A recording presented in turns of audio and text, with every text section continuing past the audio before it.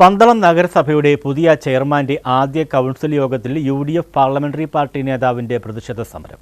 Pandalam Thottakkonam government higher secondary സ്കൂളിൽ ഇടിമിന്നലിൽ wiring ഉൾപ്പെടെ electric ഉപകരണങ്ങൾ കത്തിനശിച്ചിട്ടും നടപടിയെടുക്കാത്ത നഗരസഭാ നിലപാടിനെതിരെയായിരുന്നു സമരം.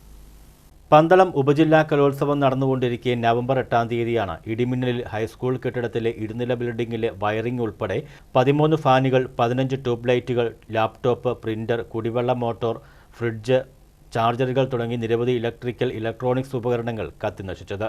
അപ്പോൾ തന്നെ നഗരസഭാ ചെയർപേഴ്സൺ, സ്റ്റാൻഡിംഗ് കമ്മിറ്റി ചെയർമാൻ, നഗരസഭാ സെക്രട്ടറി, സൂപ്രണ്ട്, അസിസ്റ്റന്റ് എഞ്ചിനീയർ തുടങ്ങി അധികാരികളെയെല്ലാം വിവരം അറിയിച്ചിരുന്നു. എങ്കിലും യാതൊരു നടപടിയും 1.5 മാസത്തിലേറെയായിട്ടും സ്വീകരിച്ചിട്ടില്ല എന്നാണ് പരാതി. മോട്ടോർ വാടകയ്ക്ക് നഗരസഭ തന്നെ എടുത്തു നൽകിയിട്ട് 1.5 മാസത്തിലേറെയായി. മോട്ടോർ വാങ്ങുന്ന വിലയേക്കാൾ കൂടുതൽ വാടകയായി നൽകേണ്ടി വരും എന്ന സ്ഥിതിയാണ് ഇപ്പോൾ. നഗരസഭ നടപടി സ്വീകരിക്കാത്തതിൽ പ്രതിഷേധിച്ച് കൗൺസിലർ KR വിജയകുമാർ കൗൺസിൽ ഹാളിലെത്തി പ്രതിഷേധം രേഖപ്പെടുത്തി. ഇന്നു തന്നെ നടപടി സ്വീകരിക്കുമെന്ന് ചെയർമാൻ കൗൺസിലിൽ ഉറപ്പു നൽകിയതിനെ തുടർന്ന് സമരം താൽക്കാലികമായി അവസാനിപ്പിച്ചു.